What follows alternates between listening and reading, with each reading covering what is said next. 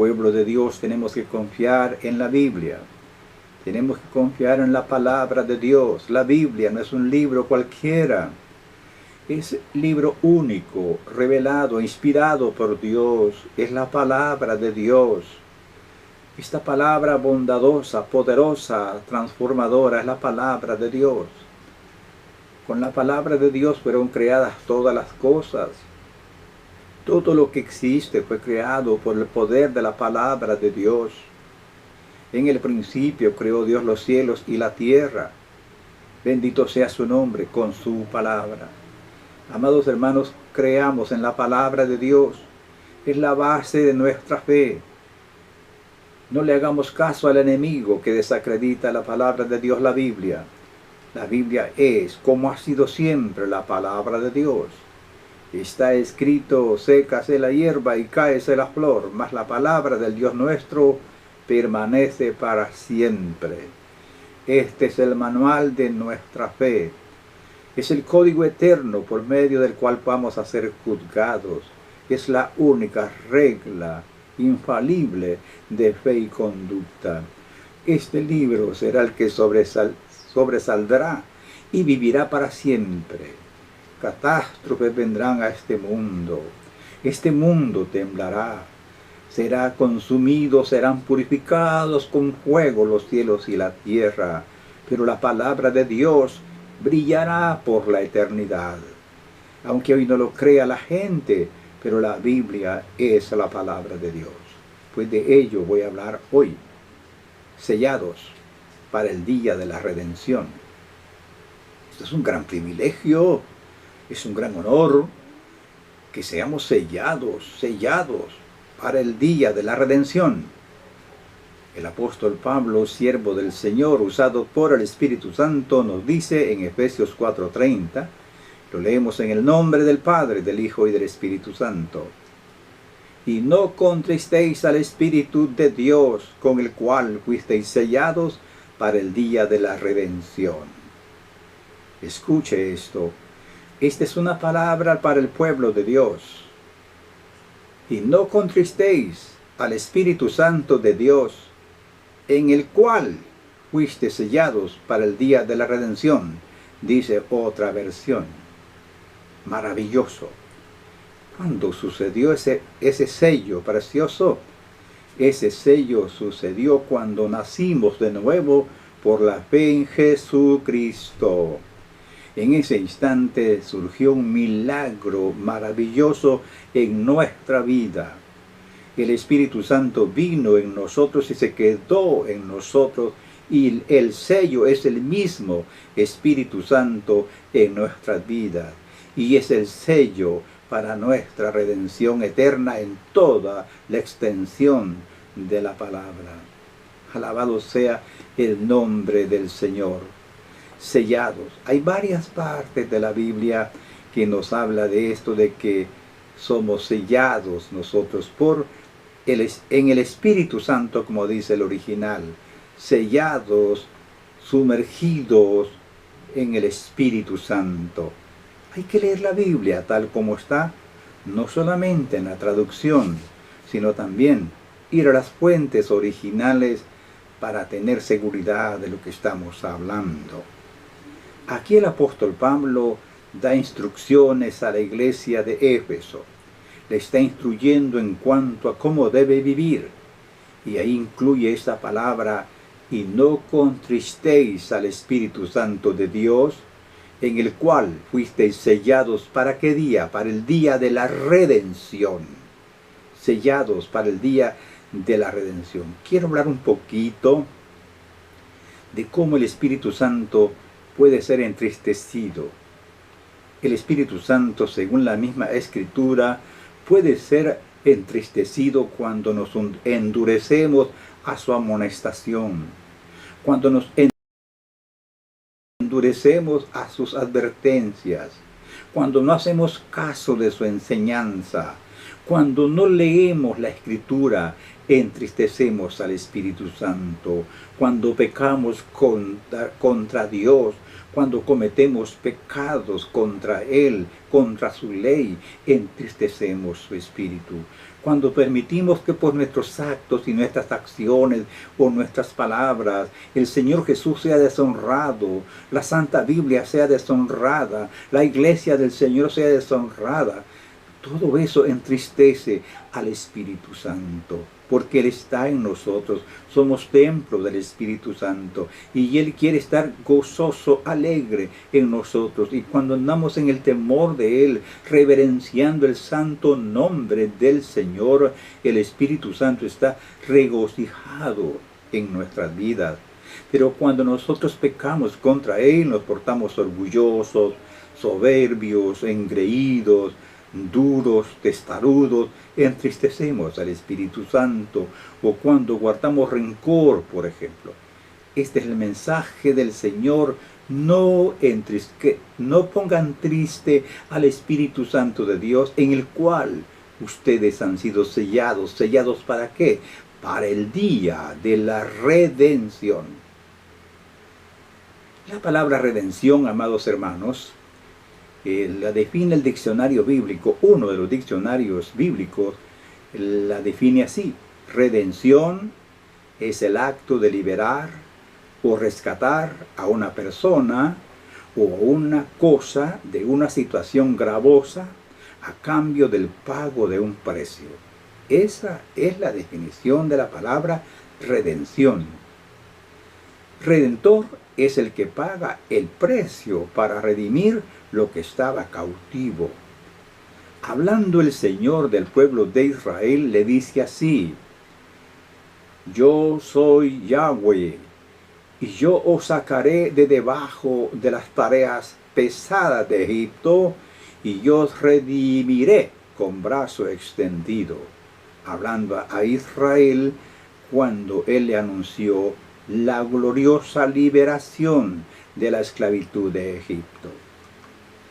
La palabra de Dios nos enseña a nosotros que fuimos guardados, somos guardados y seremos guardados por la gracia de Dios.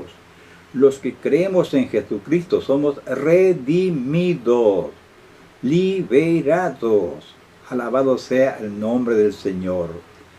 Leí un comentario, el comentario exegético y explicativo de Casa Bautista de Publicaciones. Dice, hablando de este versículo, dice el comentarista: siendo guardados salvos hasta el día de la redención, es decir, hasta el día del perfeccionamiento de la redención, en el libramiento del cuerpo, tanto como del alma, de todo pecado y tristeza. Eso dice ese exégeta bíblico.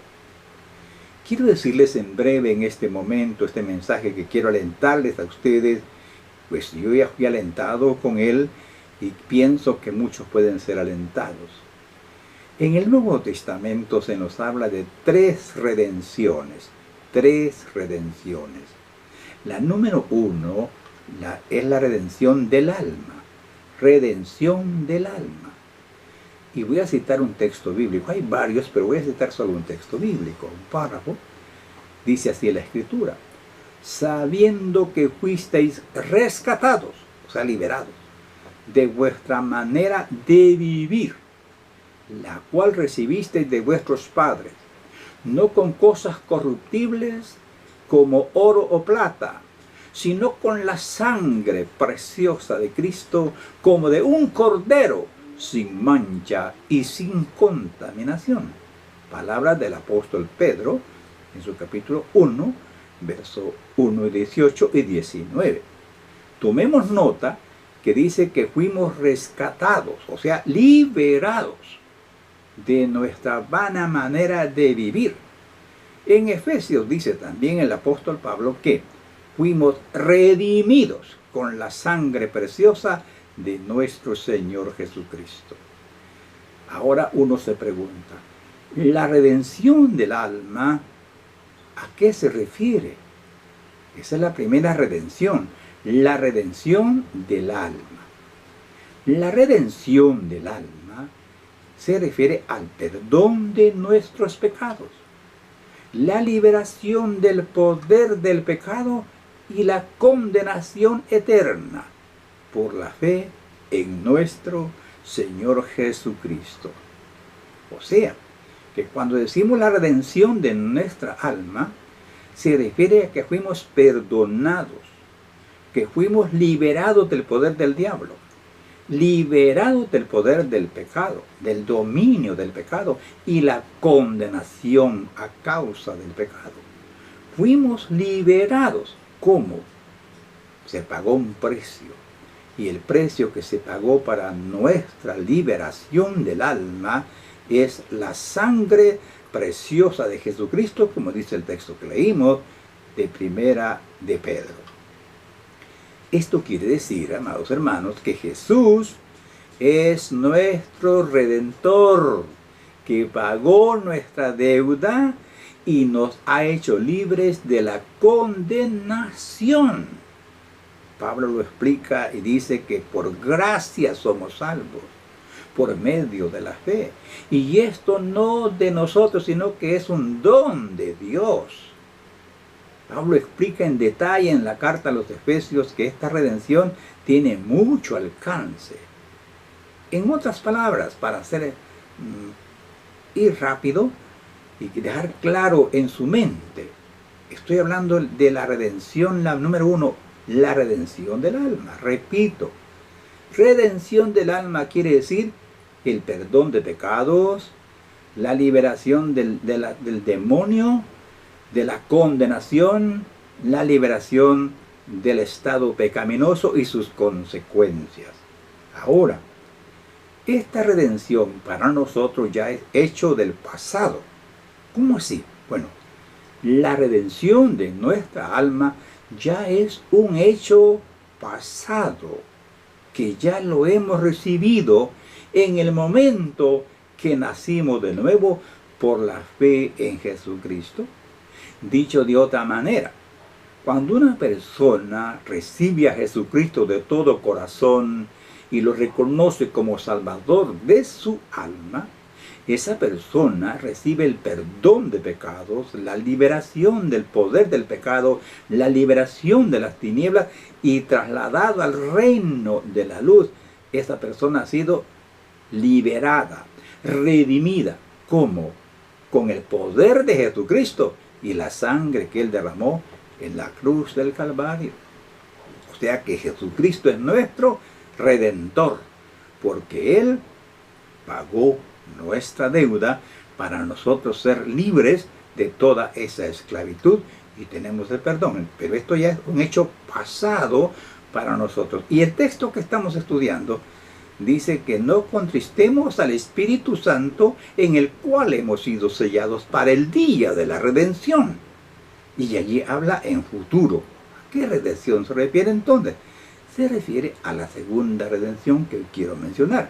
Es la redención del cuerpo. La redención del cuerpo. Por eso repito el texto bíblico. Por eso dice el Espíritu Santo, no entristezcan al Espíritu Santo en el cual fuisteis sellados para el día de la redención, de vuestra redención. Es decir, la redención de nuestro cuerpo. Ahora, mire lo que dice nuestro Señor Jesús en Lucas, hablando de la redención. Lucas 21:28. Cuando estas cosas comiencen a suceder, erguíos y levantad vuestra cabeza, porque vuestra redención está cerca. Está diciendo a sus discípulos y al pueblo de Israel. O sea, la redención envuelve una idea, un tema profundo que tiene que ver con la liberación nacional de Israel, etcétera, etcétera. Pero aquí vamos a referirnos a lo que tiene que ver a las cosas más simples, más básicas de nuestra gloriosa redención. Porque esto no es un estudio profundo ni completo, sino un vislumbre nada más de la gloriosa redención de nuestra alma, que ya es un hecho, y de lo que vendrá de la redención de nuestro cuerpo. Ahora, la redención de nuestro cuerpo, ¿cuándo será realizado? La redención de nuestro cuerpo será realizado en el momento del traslado de la iglesia. ¿Por qué? Porque cuando el Señor Jesús venga a llevar su iglesia, que suene la trompeta final, dice la Escritura que los muertos en Cristo resucitarán primero. Oiga esto, los muertos en Cristo resucitarán primero. ¿Y qué sucederá cuando resuciten los muertos en Cristo? ¿Cómo van a resucitar? Van a resucitar incorruptibles e inmortales. Así dice la Escritura. Así como nuestro Señor Jesús resucitó inmortal y glorioso, así va a resucitar nuestro cuerpo. O sea, el cuerpo será liberado de la debilidad, de la corrupción, de la muerte y de todo lo que tiene que ver con el mal del cuerpo humano. En ese instante glorioso, cuando los muertos resuciten, serán levantados de la tumba y van a salir inmortales, incorruptibles y eternos, también gloriosos, semejante al cuerpo glorioso de nuestro Señor Jesús. Pero también dice la Escritura que cuando nuestro Señor venga a llevar a su iglesia, cuando se escuche la final trompeta, los muertos en Cristo se van a levantar incorruptibles e inmortales de la tumba. Los que estén vivos serán transformados en un abrir y cerrar de ojos. O sea, si en este momento viniera el Señor a llevar su iglesia, ¿qué pasaría con nosotros? En un abrir y cerrar de ojos seremos vueltos inmortales y gloriosos. Va a quedar todo lo que es la ropa, todo va a quedar acá. Y vamos a ser transformados, repito, en un abrir y cerrar de ojos. La palabra del Señor nos enseña que nosotros seremos vueltos inmortales y gloriosos, semejantes al cuerpo glorioso de nuestro Señor Jesucristo. ¿Cómo es eso? Dirá alguno, este pastor está engañando a la gente. No, solo hay que ir a la Biblia. Le voy a citar unos cuantos versículos. Primera de Juan 3:2 dice que ahora somos hijos de Dios, pero no se ha manifestado lo que hemos de ser, porque cuando Él se manifieste seremos hechos semejantes a Él, porque le veremos tal como Él es. ¿Qué le parece? También Pablo dice en Filipenses 3:20 que nuestra ciudadanía está en los cielos, de donde esperamos a nuestro Señor Jesucristo, y cuando Él venga por nosotros, Él transformará el cuerpo de la humillación nuestra y lo hará semejante al cuerpo glorioso suyo. Y Pablo dice en 1 Corintios 15, en todo el capítulo habla de la resurrección y dice cómo serán los cuerpos, y termina diciendo que es necesario que esto corruptible se vista de incorrupción, esto mortal se vista de inmortalidad. Y cuando esto suceda, nos burlaremos de la muerte y nos burlaremos de la tumba, incluso también del pecado, porque ahí terminó su historia. Eso es redención del cuerpo. Volver al estado original en que fuimos creados. A eso vino el segundo Adán, a rescatarnos, a redimirnos. Y va a ser glorioso cuando venga la redención de nuestro cuerpo, porque ahí se terminará el dolor, la enfermedad, la tentación, el pecado, la muerte, y viviremos para siempre. Pero hablemos un poquito de la tercera redención que habla la Biblia. La tercera redención tiene que ver con la liberación de la creación. Porque el anhelo, dice el apóstol Pablo, ardiente de la creación, es el aguardar la manifestación de los hijos de Dios. Porque la creación fue sujetada a vanidad, no por su propia voluntad, sino por causa del que la sujetó en esperanza. Porque también la creación misma será libertada de la esclavitud de corrupción a la libertad gloriosa de los hijos de Dios.